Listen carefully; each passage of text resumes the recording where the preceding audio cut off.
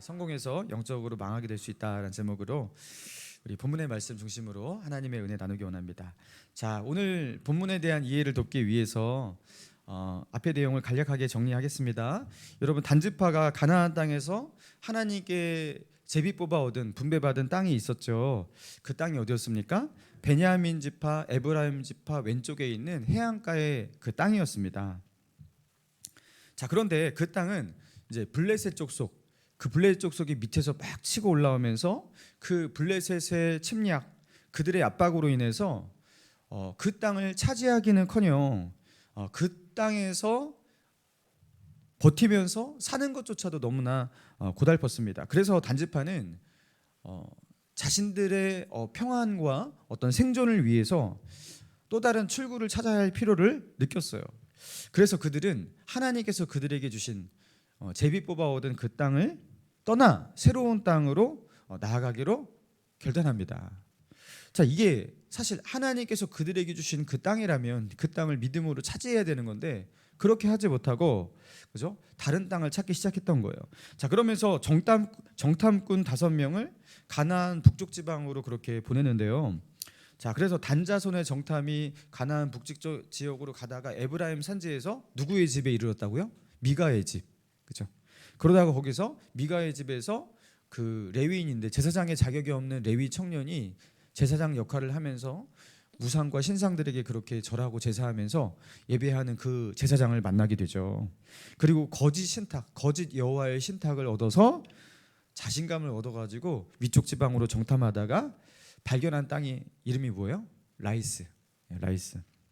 자, 그래서 그 라이스 땅을 발견하고 나서 이제 다시 그들이 단 자손에게로 돌아가서 600명의 단 자손 군대를 이끌고 이제 그 라이스 땅을 정복하기 위해서 나아가다가 다시 미가의 집에 이르렀어요. 그래갖고 어떻게 합니까? 거기서 미가의 집에 있는 우상들, 신상, 드라빔 이런 것들을 다 탈취해 가는 거예요. 그러면서 그곳에 있었던 레위 청년 제사장, 그죠? 그가 기회주의자가 되어갖고 어떻게 합니까? 내가 단지파의 제사장이 되어야겠다 하면서 미가를 배신하고 자기를 거두어주었던 미가를 배신하고, 그죠? 단지파에게 달라붙게 됩니다.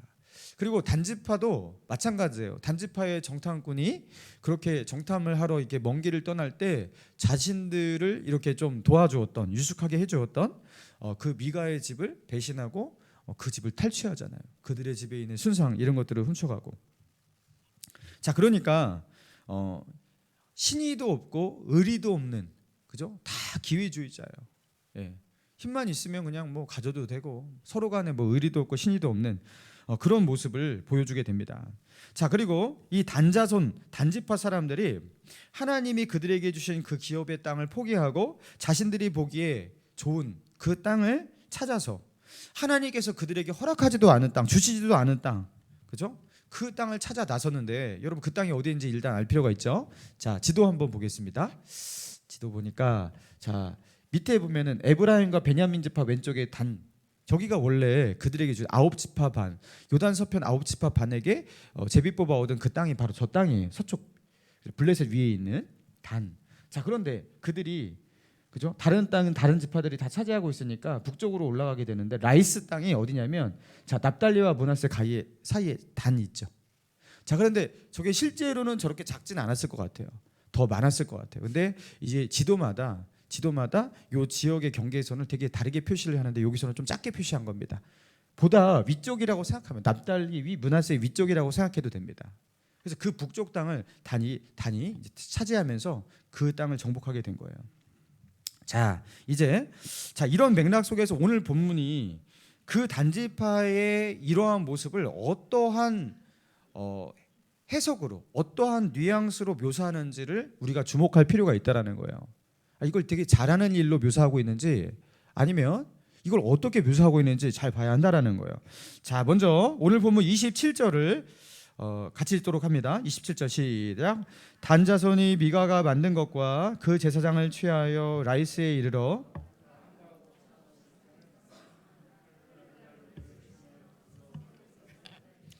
자, 단자손이 라이스를 침략해서 그들을 칼날로 치고 그 성읍을 불사르는데요. 자, 단지파에게 침략을 당했던 그 이방에 있던 그 라이스 주민들, 여러분 그들을 향해서 그들에 대해서 어떻게 묘사하고 있는지 봅시다. 자, 그들을 어떻게 묘사하고 있어요? 27절 중간에 보니까 한가하고 걱정 없이 사는 백성 이렇게 묘사하고 있습니다. 한가하고 걱정 없이 사는 백성. 자, 한가하고 걱정 없이 사는 백성. 아, 나태한 백성.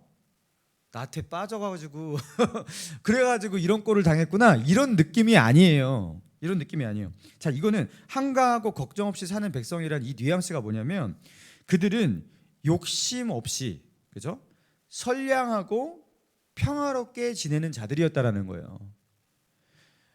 욕심을 가지고 막 다른 데서 가갖고 막 돈 벌고 무욕하고 막 쌓고 그리고 뭐 다른 땅을 막 침략하고 더 가지려고 하고 막 이런 게 아니라 그들은 자족하는 백성이었다는 이 소리입니다. 그냥 자기에게 주어진 것에 만족하면서 욕심 없이 선량하고 평화롭게 그냥 살고 있는 아무 죄 없는 자들이란 이 느낌을 이렇게 표현한 거예요. 자, 그러면서 성경은 이 이방의 이 라이스 백성을 묘사하는 이 묘사만 봐도 단자손의 이 침략이 하나님 앞에서 결코 정당하지 못한 것이라는 그 느낌을 주고 있는 거예요. 자, 그러면서 28절입니다. 28절 같이 읽습니다. 시작. 그들을 구원할 자가 없었으니 그 성읍이 베드로 가까운 골짜기에 있어서 단자손이 성읍을 세우고 거기 거주하면서 28절도 같은 분위기로 말하고 있습니다. 그 라이스 주민은 전쟁을 몰랐던 힘없는 자들, 전쟁을 아무것도 모르고 그 힘없는 약자였다는 거예요. 그런데 단지파의 무자비한 이 침략 앞에서 그들은 뭐 할 길이 없었다? 구원받을 길이 없었다. 그죠? 그들을 구원할 자가 없었다. 이렇게 표현하고 있어요. 아니 왜 이거를, 그죠? 이스라엘 백성이 침략을 하고 있는데 그들을 구원할 자가 없었다. 이게 이스라엘 백성을 향한 표현 같은 표현을 이방을 향해서 그렇게 쓰고 있단 말이에요. 그들을 구원할 자가 없었다. 그들을 향한 그 이방 라이스를 향한 어떤 동정심 이런 것들이 여기 묻어나 있다라는 거죠. 자, 그러니까 성경은 이런 뉘앙스로 말을 하면서 단지파의 이 라이스 침략은 하나님의 뜻과 전혀 상관이 없는 불법한 세상에서 힘이 있는 자들이 약자들을 괴롭히고 무자비하게 빼앗고 탈취하고 학살하는 그런 세상에 죄악된 그 모습들처럼 단지파의 이 침략을 그렇게 묘사하고 있다는 거죠. 그러니까 이 단지파의 라이스 정복은 하나님께서 그들에게 주신 축복으로 얻은, 그죠? 그들에게 주신 형통으로 인해서 승리한 그런 전쟁이 아니었다라는 거예요. 하나님께서 하나님의 인도하심 속에 그들에게 새로운 기업을 주신 그런 새로운 기업의 땅 라이스 이게 아니었다라는 거예요. 이거는 마치 무엇과 같냐면 하나님께서 동산의 모든 나무의 열매는 너희가 임의로 먹되 동산 중앙에 있는 선악을 알게 하는 나무의 열매는 결코 먹지 말라. 아담과 하와에게 결코 먹어서는 안 되는 이 나무의 열매가 있다. 그 금단의 열매를 말씀하셨던 것처럼, 그렇죠? 근데 아담과 하와가 그 금단의 열매를 먹었잖아요. 그것처럼 단지파가요. 그 금단의 열매에 손을 댄 것처럼 그렇게 묘사를 하고 있다라는 거예요. 하나님은 이들에게 이걸 주신 적이 없어요. 그리고 그들에게 주신 땅은 이미 있어요. 근데 그들은 그것을 넘어서서 그들에게 준 적이 없는 땅을 여러분 취하고 있는 겁니다. 여러분 이건 굉장히 중요한 거예요. 여러분 다윗의 왕국, 솔로몬 왕국 뭐 이런 왕국이 굉장히 강했습니다. 여러분 뭐 다윗 왕국 시절에 그 군사력이 얼마나 막강했습니까? 100만이 넘어서잖아요, 군대가. 여러분 고대 시대의 100만의 인구는 제국을 만들 수 있는 그런 정도의 군사력입니다. 근데 하나님은 다윗이 제국이 되기를 원하지 않으셨어요. 너희가 힘이 강하면 세계의 열방을 다 침략하고 다 너희 땅으로 만들어. 하나님은 그렇게 그들에게 명령하고 말하지 않았어요. 너희에게 준 땅은 이거다. 하나님은 그죠? 그들에게 주신 땅에 그들이 만족하며 살기를 원했어요. 그들이 힘이 강하다고 마음대로 침략하고 빼앗고 그러는 게 아니었다라는 거예요. 여러분 그런데 이 단지파가 라이스를 침략해서 그곳을 자기의 땅으로 삼았어요. 그러면 이스라엘 12지파 가운데 단지파도 한 지파이기 때문에 이스라엘의 영토가 북쪽으로 더욱더 북진하고 그죠? 더 넓어졌어요. 그 땅의 이름도 라이스가 아니라 그 라이스란 이름을 지우고 단이라고 명명했습니다. 여러분, 그러니까 그 이스라엘의 그 영토 전체를 표현할 때 단에서 브엘세바까지, 단에서 브엘세바까지, 그러니까 북쪽 경계선이 더 늘어난 거예요. 그러니까 이스라엘에게 이거는 이득이고 영광이고, 그죠? 단지파에게는 안정적인 영토를 확보하게 된, 정착지를 확보하게 된 좋은 일이었구나, 아주 성공적인 일이었구나. 이 과정 가운데 조금 껄끄러운 일은 있었지만 매우 성공적인 결과를 얻게 되었다. 이스라엘 나라와 민족 가운데 이득이 되는 일이었다. 이렇게 볼 수도 있어요. 어떤 관점에서는 이렇게 볼 수 있어요. 세상적 관점에서는 이렇게 볼 수가 있는 거예요. 왜요? 영토가 넓어졌는데요. 그렇죠? 그들이 더 안정적인 땅을 얻게 되었는데요. 그러니까 세상적 관점에서는 이게 괜찮은 사건이라고 볼 수 있어요. 특별히 고대 시대에서는 이거는 너무나 괜찮은 사건이에요. 자, 그러나 이거는 세상적 관점이라는 거예요. 하나님의 관점에서는 그렇지 않다라는 겁니다. 자, 그걸 이제 30절 그 이유를 보면 알 수 있는데요. 30절 읽겠습니다. 시작. 단자손이 자기들을 위하여 그 새긴 신상을 세웠고 모세의 손자요 게르솜의 아들인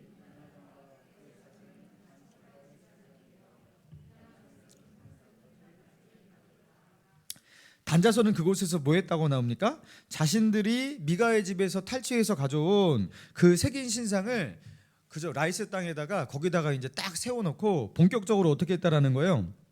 거기서 우상 숭배를 시작하는데, 그 미가의 집에서 데리고 왔던 제사장, 그 레위 청년 제사장 있잖아요. 그 청년의 정체가 드러나는데 그건 누구냐면 모세의 손자인 게르솜의 아들이었다. 그러니까 모세의 증손이었다. 그 이름은 요나단이었다. 다윗과 요나단의 그 요나단이 아니라 다른 요나단인 거예요. 자, 그리고 이 요나단이 이때 이렇게 미가를 따라서 왔던, 그래서 라이스에 가서 제사장 역할을 했던 이 요나단이 제사장의 단지파 제사장의 조상이 되어서 거기서 단지파가 우상 숭배하는 일을 책임지고 그의 후손도 제사장이 되어서 단지파가 우상 숭배하는 그 우상 숭배의 제사장 책임자가 되었다라는 겁니다. 그러니까 이들이 우상 숭배하는 일을 이제는 본격적으로 그 요나단이라는 이 가짜 제사장의 후손을 통해서 아주 체계적으로 본격적으로 거기서 뿌리 깊게 그렇게 해 나가기 시작했다라는 거예요. 언제까지 이 일을 했죠? 30절 끝에 보니까 그 땅 백성이 사로잡히는 날까지 이 일을 계속했다. 자, 그 땅 백성이 사로잡히는 날은 언제인가에 대해서 학자마다 의견이 분분합니다. 자, 그런데 가장 유력한 날은 언제냐면요, 이 북이스라엘이 멸망했던 아수르의 침공 속에서 멸망해서 그 이 북이스라엘의 사람들이 아수르는요 다 다른 지역으로 보내버렸거든요. 이주시켜 버렸거든요. 그때 BC 722년으로 보는 게 가장 유력한 설이에요. 자, 지금 이 사사기의 오늘 본문의 사건이 일어난 것은요, 이 사사기 18장의 이 역사는 BC 1300년 내지 BC 1200년 이런 어간 속에서 일어난 사건이에요. 근데 BC 722년, 그렇죠? 아수르의 침공 가운데서 그 민족이 다 흩어지고 멸망할 때까지 이 우상 숭배를 지속했다. 여러분, 수백 년 동안 이거를 계속했다라는 거예요. 그들이 독자적으로, 그렇죠? 여호와 신앙이 다른 지파가 섬기는 여호와 신앙과 완전히 다르게 자신들은 우상을 세우고, 그렇죠? 거기다가 절하면서, 그리고 제사장도 독자적이에요. 아론의 계열에서 나타난 제사장이 아니라 레위인 가운데 자신들이 임의로 세운 제사장의 후손을 세워서 독자적인 제사장 제도를 가지고서 여호와 종교를 표방하고 있지만 그들은 우상에게 절하고, 그렇죠? 우상에게 예배하고 하나님이 인정하지 않은 제사장들을 세워서 그렇게 섬기는 아주 배교적인 모습들, 그리고 여호와 종교와 이방 종교가 혼합된 것 같은 혼합주의적인 우상 숭배를 수백 년 동안 단지파가 지속했다라는 겁니다. 자, 그래서인지 이스라엘이, 그죠? 다윗의 아들 솔로몬, 그리고 솔로몬의 아들 르호보암 왕이 가서 그때 북이스라엘과 남유다로 갈라질 때 북이스라엘을 통치했던 여로보암 왕이 사람들이 하나님께 제사를 드릴 때 예루살렘에 가서 남유다의 땅 예루살렘에 가서 제사를 드리는 게 너무나 못마땅했어요. 자기의 땅에서 자꾸 나가서 유다로 가니까요. 그래가지고 어떻게 합니까? 너희 이제 예루살렘에 가서 예배할 필요가 없어. 여기서 하나님께 제사해도 돼 하면서 송아지 우상을 2개를 만들어요. 그리고 하나는 베델에다 세우고 하나는 어디다 세웠다? 단에다가 세우잖아요. 베델과 단에다가 송아지 우상을 세우고 여기서 하나님께 제사하고 예배해라. 여러분 그런데 그죠? 왜 베델은 이제 사마리아 땅 밑에 있으니까 그죠? 이 여로보암의 통치력, 그 통제력 안에 좀 가까운 곳이었죠. 단에다가 왜 세울? 단에다가 송아지 우상을 여호와 종교를 섬기고 있는 여호와 신앙을 가지고 있는 이 백성들의 저항이 분명히 있을 텐데 거기다가 송아지 우상을 섬기고 제사하라고 하는데 왜 단에다 세웠을까? 단은 우상 숭배에 배타적이지 않았던 거예요. 단 사람들은 원래 우상 숭배를 했기 때문에 여호와를 섬긴다고 하면서 우상에게 절하고 막 그렇게 하는 것이 그들의 문화였기 때문에 단에다가도 송아지를 세우는데 그것은 어렵지 않은 일이었던 겁니다.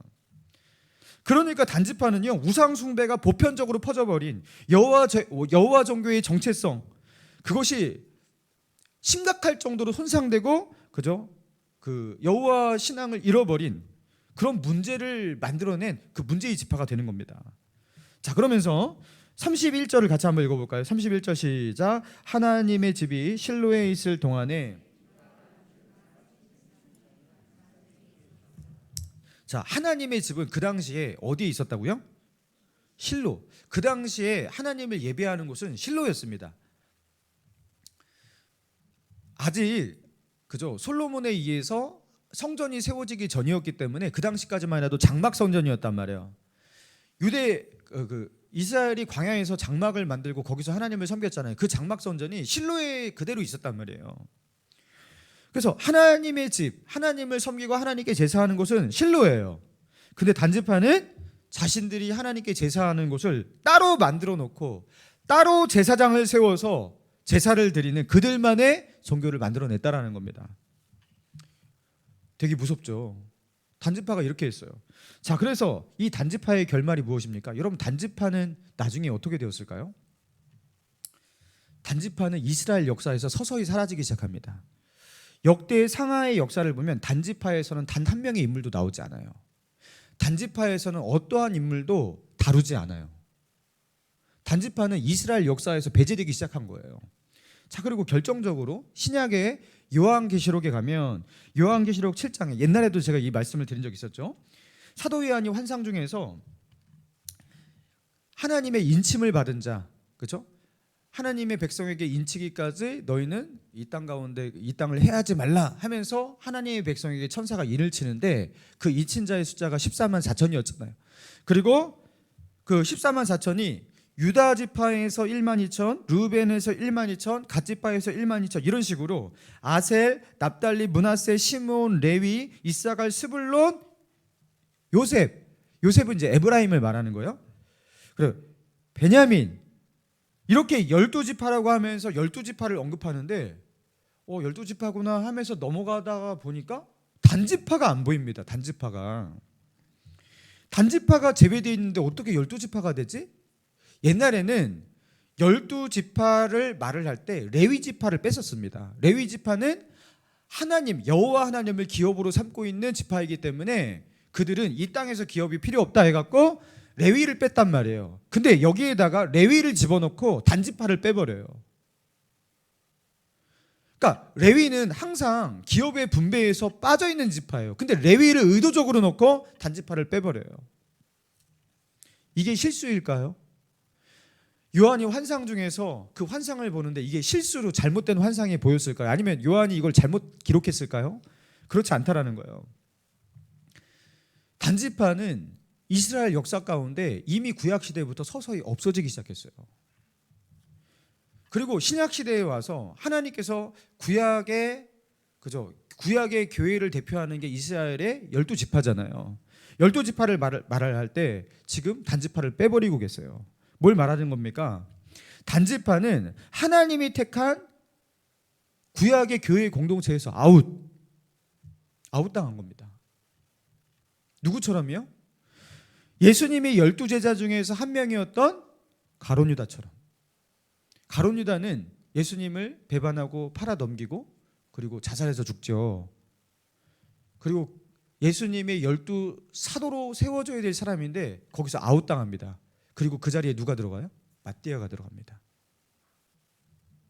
신약의 교회를 대표하는 사도가 세워질 때 일어났던 그저 한 사람의 그 아웃, 가룟 유다의 그 아웃처럼 단지파도 탈락하게 되었다는 겁니다.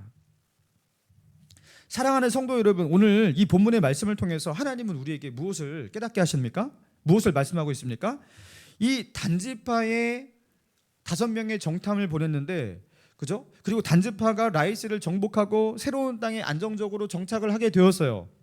자, 이 모든 것, 그것이 단지파에게, 그들 자신에게, 그리고 이스라엘의 나라 자체에 이게는 승리이고 영광이고 성공이다 자부할 수 있을지 모르겠지만, 이게 하나님 앞에서 영적인 관점에서는 이거는 뭐라는 거예요? 망한 것이다. 망한 거예요.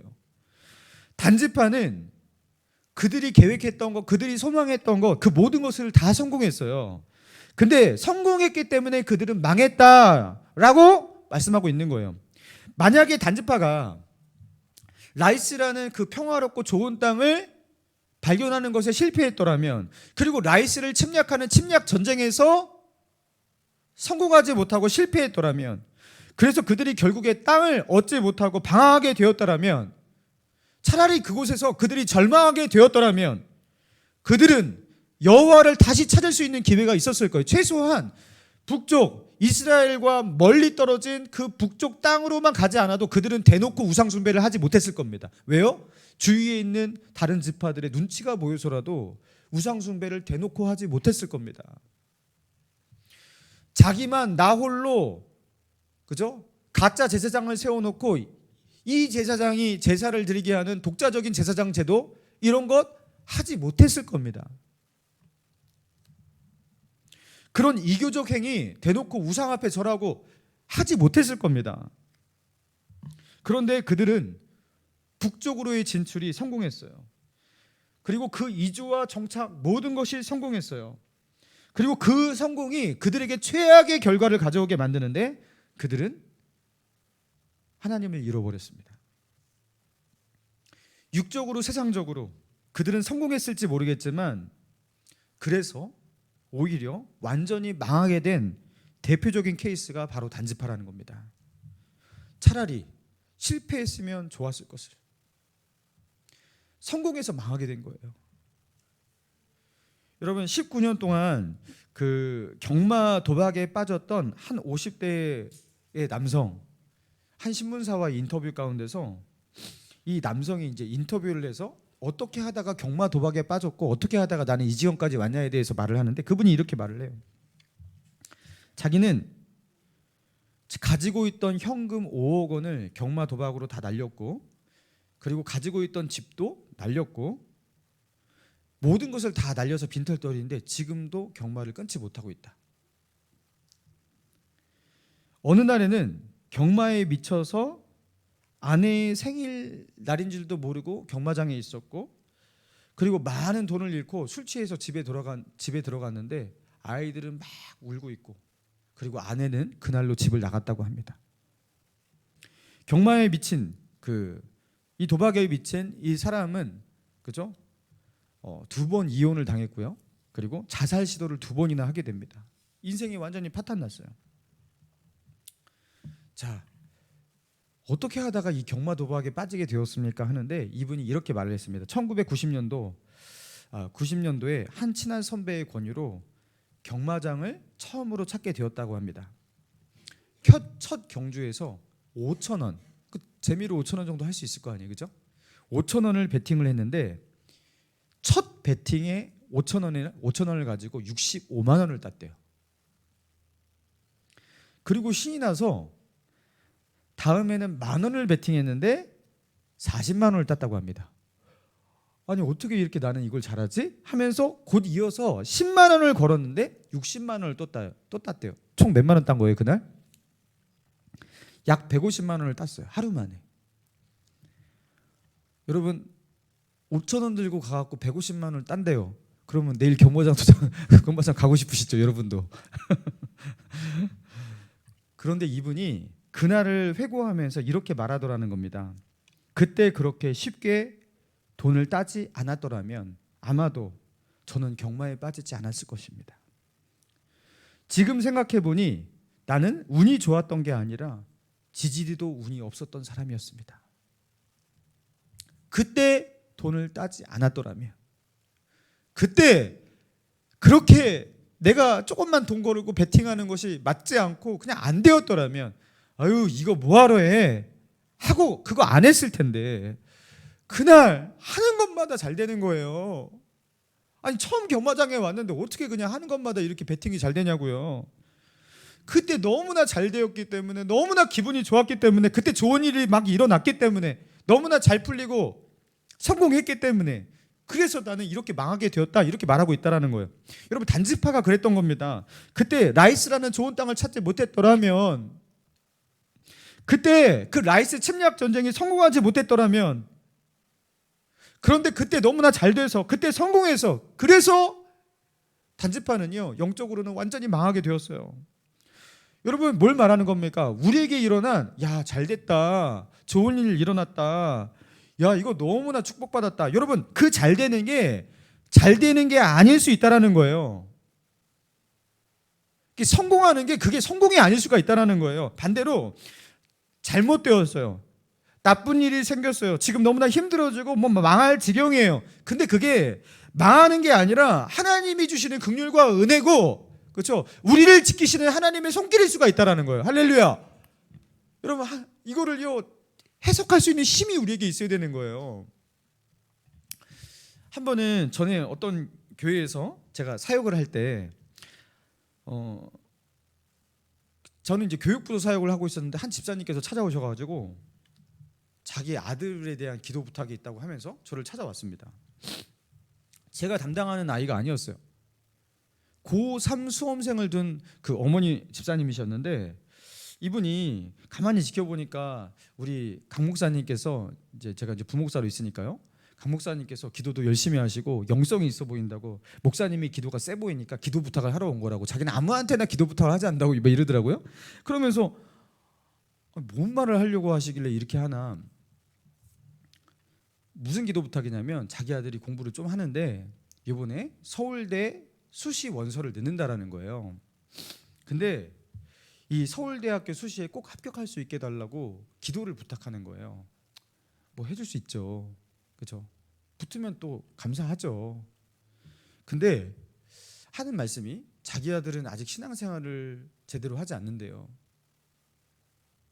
아 그래요? 근데 아마 우리 아들이 이렇게 좋은 대학 가고 또 엄마가 열심히 기도해갖고 이런 좋은 대학 간 거를 알게 된다면 믿음도 생기고 하나님께서 크게 쓰실 아이가 될 거라고, 그러니 목사님 기도 부탁합니다 그러는 거예요. 그리고 하는 김에 목사님 철학과 나왔으니까 좀 자소서 쓰는, 자기 소개서 쓰는 거 좀 도와달라고, 뭐 그런 것도 뭐 도와줄 수 있죠.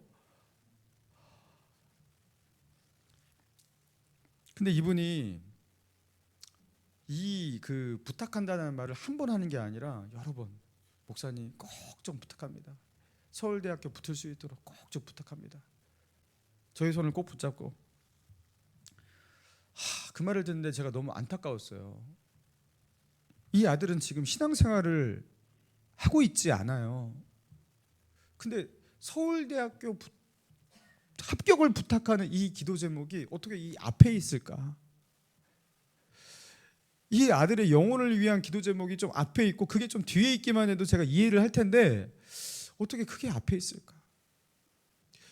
얘가 이렇게 신앙생활 안 하다가, 그렇죠, 자기의 의지와 그죠, 자기의 그 똑똑한 머리로 서울대학교 합격했다, 신앙생활도 하고 있지도 않고, 그러면은 뭐 하나님께 영광을 돌립니다 이렇게 할 것 같냐고. 이게 전혀 그렇게 될 것 같지가 않잖아요. 그 말을 듣는데 제가 너무 안타까운 거예요. 근데 이분은 이거를 어디서부터 어떻게 달아야 될지 답답해갖고 말을 못 하겠는 거예요. 그러면서 또 찾아오셨어요. 다음에 목사님 할렐루야 너무 좋은 소식이 있습니다. 하나님께서 응답하셨습니다. 제가 기도하는데 기도 중에 하나님께서 저에게 환상을 보여주셨습니다. 서울대학교 정문이 정확하게 보였습니다. 서울대. 그래서 저는 순간 미혹이 돼서 진짜 이런 일도 있나?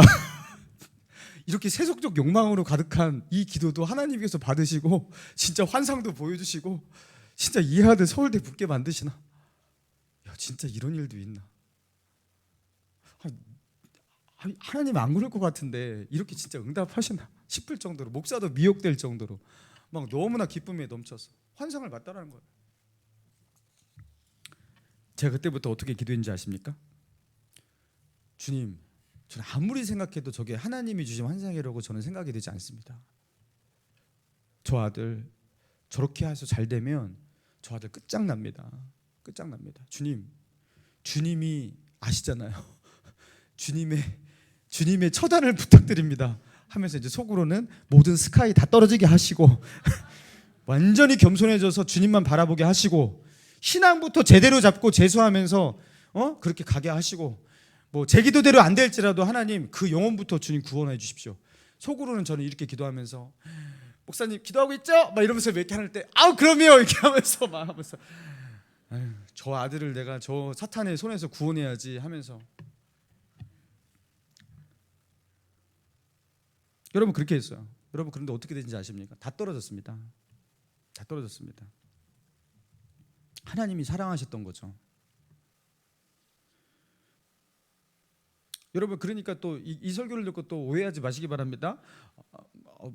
저는 교만하니까 저거 다 떨어지게 하시고 저런 매로 치십시오 막 이러면서 이렇게 기도하시는 거 아니에요. 여러분 절대 그렇게 하시면 안 돼요. 그렇게 하시면 안 돼요. 예. 축복해 주시기 바랍니다. 예. 근데 보통은 목사에게 이렇게 세속적으로 이렇게 앞뒤를 바꿔서 기도 제목 요청하시는 분 거의 없어요. 근데 그분이 이 영적 분별력이 너무 없어 보였고 신앙이 매우 왜곡돼 보였던 거예요. 그래서 안타까웠던 거예요. 사랑하는 성도 여러분, 우리가 진짜 하나님이 주시는 축복 그걸 받으셔야죠. 할렐루야. 진짜 축복을 받을 만한 사람이 되어야 되는 거예요. 그러기 위해서 좀 우리 기도가 바뀌어야 할 필요가 있어요.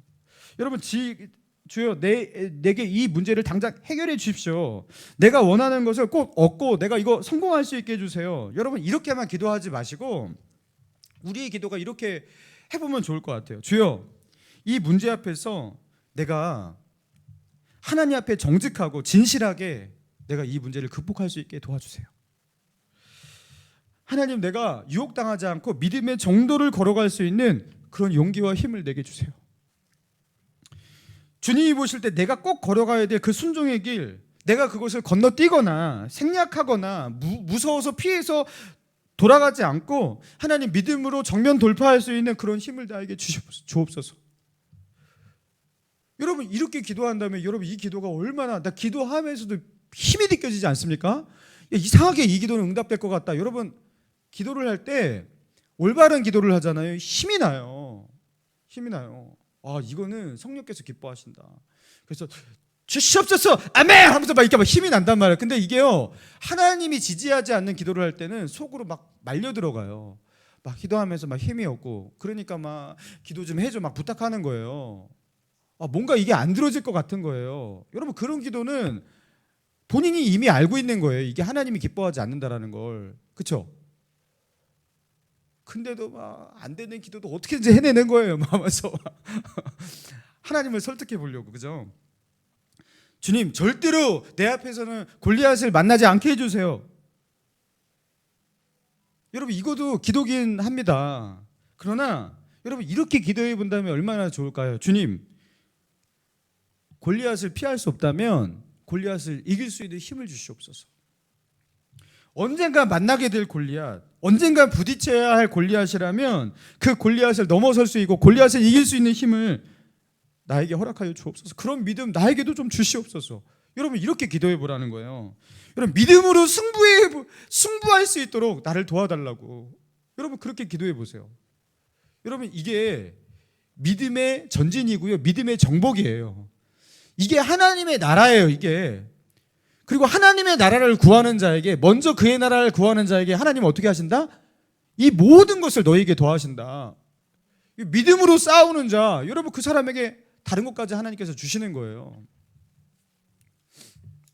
제가 고등학교 때 기억이 납니다. 고등학교 3학년 때 초에 그냥 은혜로 제가 이렇게 가득해갖고 하나님 앞에 그렇게 고등학교 3학년 시작하면서 그렇게 기도했던 기억이 있어요. 하나님, 제가 고3 수험 생활을 하면서 만약에 신앙과 신앙과 대학 진학이 두 개가 충돌한다면, 충돌을 해서 둘 중에 하나밖에 선택할 수 없게 된다면, 주님, 나는 대학을 내려놓고 좋은 대학 가는 거 내려놓고 하나님을 선택할 수 있는 힘을 주시고, 내가 고3 생활 동안 내가 하나님 앞에서 믿음을, 부끄러움 없는 믿음 생활 할 수 있게 나를 좀 지켜주십시오.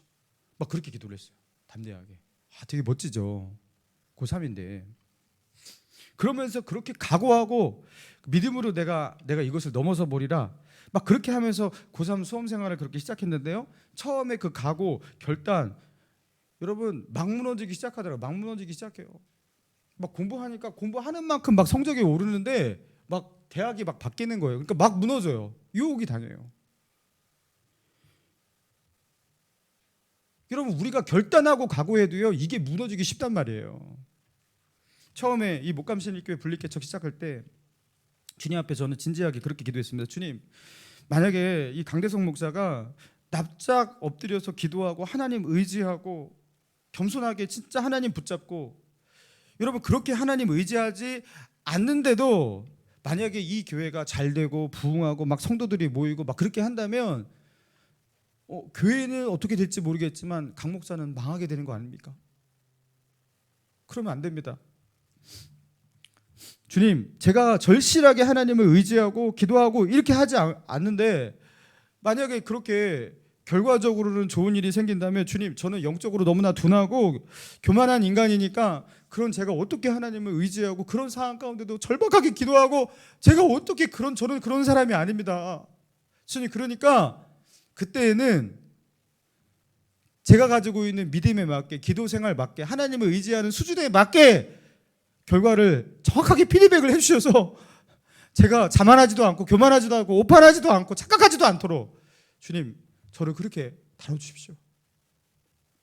그랬다고 여러분 또 교회에 왜 성도가 안 오냐, 목사님 때문이다, 이렇게 하지 마시기 바랍니다. 아주 그냥 그건 진짜 나쁜 거예요.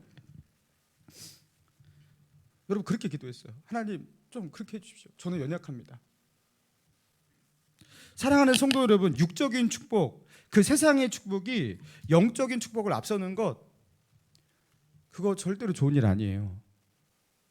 얘가요, 아주 그냥 이렇게 이것도 잘 되고 있고요, 직장도 너무나 좋고요, 야 정말 잘 살고 있어요. 근데 문제가 하나가 있는데 신앙이 조금 약해요.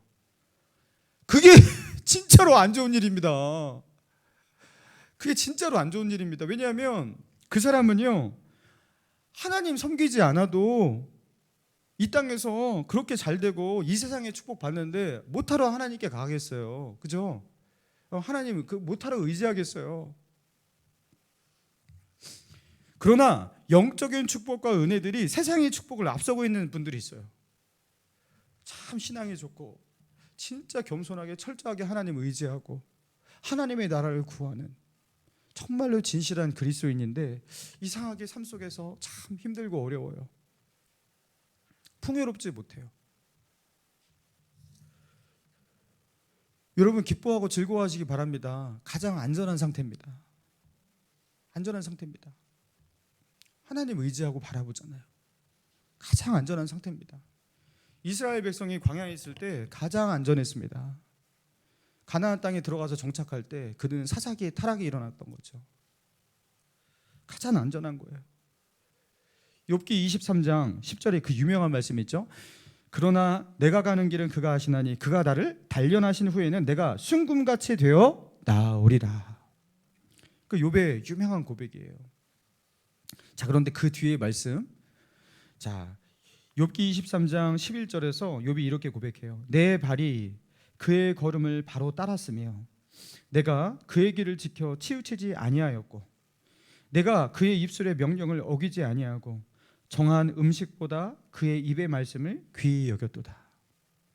이게 뭘 말하는 거냐면 지금 욥은 영문도 모를 고난과 환난을 당하고 있어요. 나는 그의 말씀을 따라 살았고 그의 길에서 치우치지 않았고 그의 명령을 어기지 않았고 그리고 하나님의 말씀을 그 어떤 음식보다 귀하게 여기며 그렇게 살았는데 나에게는 내가 알 수 없는 일들이 일어났구나. 해석이 되지 않는 상황인 거예요. 하나님이 욥에게 주셨던 영적인 축복은 너무나 컸는데 그가 얻은 이 세상적인 육적인 그 모습은요 너무나 그저 처참하고 참담했어요. 세상에서 일어날 수 있는 모든 재앙이 욥에게 다 일어났습니다. 여러분, 그런데 그 욥은 어떻게 되었습니까? 어떻게 되었습니까? 여러분, 우리는 그 결말을 알잖아요. 영적으로 앞서 있는 자는 육적으로 그 하나님이 주신 영적인 축복이 육적인 축복보다 앞서 있는 사람은 그렇죠? 그게요 저주받은 상태가 아니라는 거예요.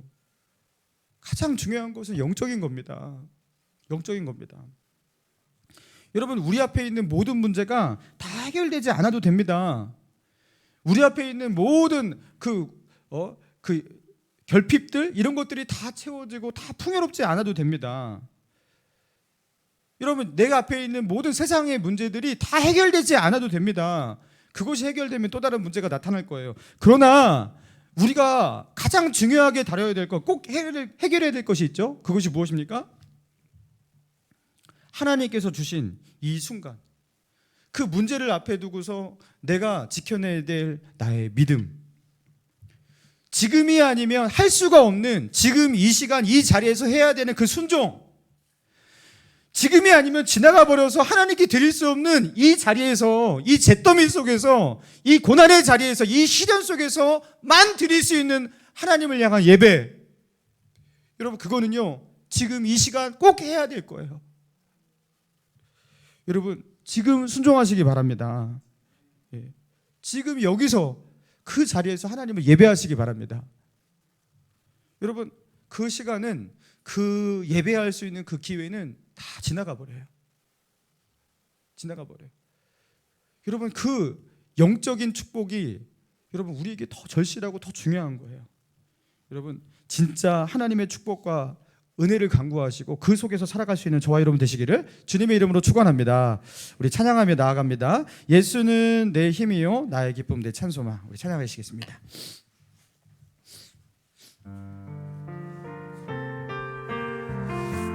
예수는 내 힘이요, 예수는 내 힘이요 나의 기쁨 내 참소마. 그 이름의 생명이 생명 내 삶의 이유라. 내 삶의